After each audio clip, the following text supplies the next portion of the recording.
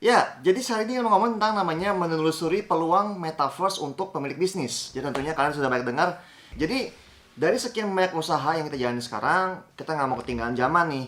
Sekarang kita juga pingin masuk ke zamannya metaverse. Dan di situ ada yang namanya.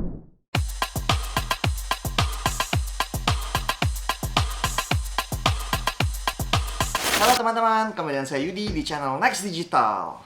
Ya, jadi hari ini mau ngomong tentang namanya menelusuri peluang metaverse untuk pemilik bisnis. Jadi tentunya kalian sudah banyak dengar metaverse di sini, metaverse di sana, Facebook Mark Zuckerberg announcing metaverse, sesuatu yang baru, internet berikutnya, segala macam ya. Tapi sebetulnya bagaimana kita sebagai pemilik bisnis melihat kesempatan ini dan bisa apa aja yang cocok dijalani di dunia metaverse. Nah, sebelum saya mau pembahasannya, jangan lupa untuk subscribe dulu channel Next Digital dan nyalakan loncengnya untuk dapat notifikasi terbaru dan mendengarkan info-info serta tips terbaru seputar digital marketing. Jadi, dari sekian banyak usaha yang kita jalani sekarang, kita nggak mau ketinggalan zaman nih. Kalau dulu zamannya masuk ke marketplace, semua orang buka toko di Tokopedia, di Bukalapak, di Shopee, di OLX. Sekarang kita juga pingin masuk ke zamannya metaverse. Dan di situ ada yang namanya first mover advantage. Siapa yang duluan masuk dan situ mendapatkan keuntungan. Nah, tentunya sebelum kalian masuk ke dunia metaverse, kalian perlu tahu dulu dan perlu mengadopsi dulu sebetulnya metaverse itu bakal seperti apa gitu ya. Nah, jadi ada dua hal penting untuk para pelaku kreatif industri. Jadi kalau kita bicara kreatif industri, mereka yang biasanya membuat konten video, mereka membuat biasanya 3D atau membuat print graphic segala macam ya, creative industry ya. Jadi kalau kita bicara metaverse itu menawarkan dua hal yang baru sekali, yaitu interactivity dan imersi ya. Imersi itu immersion ya. Jadi sepertinya kita bicara vendor nih yang biasanya buat video 2D, sekarang udah mungkin upgrade ke konten 3D, ke konten 3D yang bisa kita bicara di-upload ke dalam dunia VR. Karena kalau kita bicara nantinya untuk sektor-sektor pengembangan dari 2D ke 3D ini akan banyak sekali yang membutuhkan. Ya, jadi vendor untuk kita bicara untuk network dan jaringan ya, tentunya dengan adanya metaverse yang akan datang, jadi kalian semua mau siap-siap untuk networknya cepat, mungkin dari segi koneksinya, dari routernya, dari modemnya semua.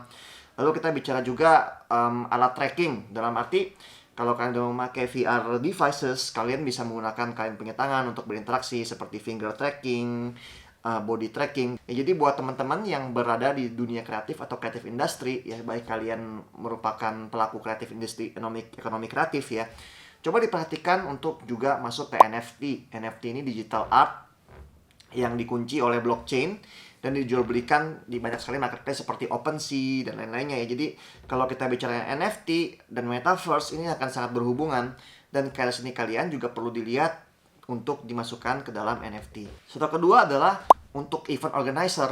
Jadi kalau kalian biasanya melakukan event secara offline, mengadakan acara nih, acara tahunan atau acara, nah sejak adanya COVID, tentunya situasi dari behavior manusia juga berubah. Seperti yang saya bahas di video sebelumnya, ada yang namanya post-COVID syndrome ya. Jadi kalau kita bicara nanti ketika zamannya balik ke normal, tidak akan normal karena akan ada hal-hal yang baru yang diadaptasikan di zaman ini saat COVID dan akan dibawa ke era normal berikutnya. Jadi kalau kita bicara event organizer, boleh ntar mengadakan event-event secara virtual. Seperti contohnya konser virtual, dan seperti contohnya acara event tahunan virtual. Anggap kalau kita bicara game show seperti Tokyo Game Show di tahun 2021 ini, kemarin mereka itu udah mengadakan eventnya secara VR karena masih COVID, orang nggak bisa ke Tokyo. Jadi secara VR kacamata dapat melihat barang-barang game terbaru, produk-produk terbaru, mainan-mainan terbaru, semuanya digunakan melalui VR. Yang ketiga adalah buat mereka yang ada di bisnis perdagangan ya, atau trade industry. Kalau kita bicara tentang metaverse, teknologi baru itu menggunakan alat-alat dan equipment yang baru. Bisa dari kita bicara penyewaan, rental, atau mungkin menjual belikan equipment VR. Nah, teknologi baru menghadirkan banyak sekali peluang untuk hardware-hardware baru juga.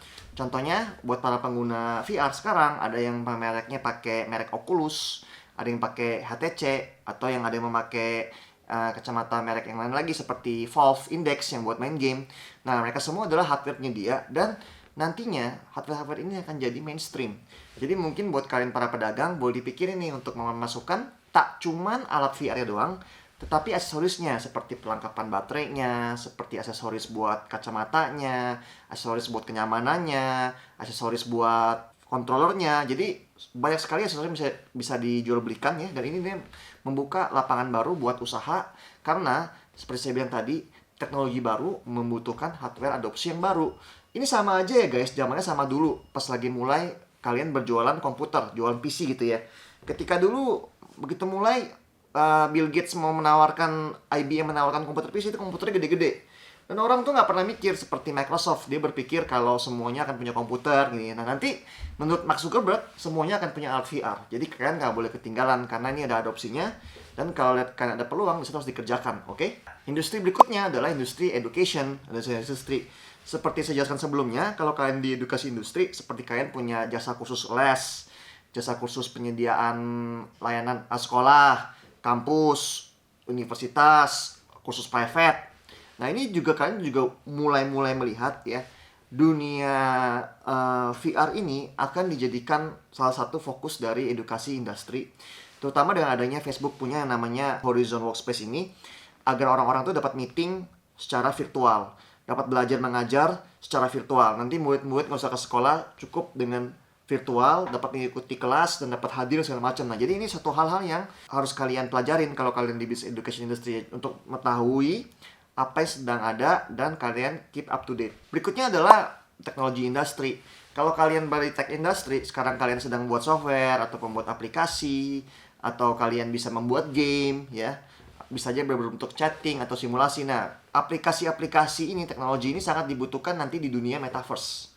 Ketika nanti dunia nyata, tentunya akan banyak sekali konten-konten yang akan bersaing dan untuk menjadi konten menjadi sebuah game atau sebuah platform seperti VR chat yang dapat dipakai dan diadopsi oleh banyak orang. Jadi kalau kita bicara nanti adopsinya semakin mainstream, ini akan sangat dibutuhkan nih guys, gitu ya. Yang terakhir adalah fashion industry. Nah, kalau kalian anggapnya pembuat fashion clothing designer, anggap buat jaket, buat kaos, buat apa. Nah, kalian punya desain juga dapat diupload nanti ke dunia metaverse ya. Di dunia VR tuh banyak sekali kayak event-event yang dapat kalian gunakan di dalam seperti sekarang VR chat, bisa buat kios, buat apa untuk berjualan barang kalian secara VR. Jadi orangnya jalan-jalan atau kalian bisa suka barang ambilnya dan kalian bisa check out langsung nyambung ke e-commerce dan payment gateway. Jadi ini semua akan disambungkan nantinya. Ya, tadi gimana guys pembahasan tadi? Kan ada banyak cara sekali nih ya untuk kalian melihat kesempatan di dunia metaverse. Nah, seperti saya bilang, metaverse ini juga masih dalam proses adopsi. Jadi masih banyak nih yang bingung nih. Iya, akan diluncurkan, akan diumumkan, tapi memang bertahun-tahun. Memang buat para entusias ya yang pakai Oculus, pakai apa itu semuanya udah diadopsikan bisa ke dalam game dan macam-macam ya. Dan bisa dibilang penggunanya juga mungkin cukup kompleks guys, karena saya pribadi ketika memakai VR itu ada beberapa konten yang membuat saya sick atau seperti mabok gitu ya, mabok seperti bikin muntah rasanya. Nah, ini juga ada proses yang namanya adopsi. Proses-proses ini waktu-waktu yang dibutuhkan agar manusia itu terbiasa menggunakan VR. Nah, tetapi ada bagusnya juga buat kalian para pelaku bisnis untuk selalu mengetahui sebetulnya metaverse dan urusan-urusan ini akan seperti apa ke depannya. Jadi kalian punya ide, dapat kalian lihat dan kalian dapat praktekkan. Dan tentunya yang saya mau kasih tahu kan adalah first mover advantage. Karena sangat penting sekali kalian menjadi seorang first mover ya. Kalau kita bicara dulu zamannya marketplace gitu kan.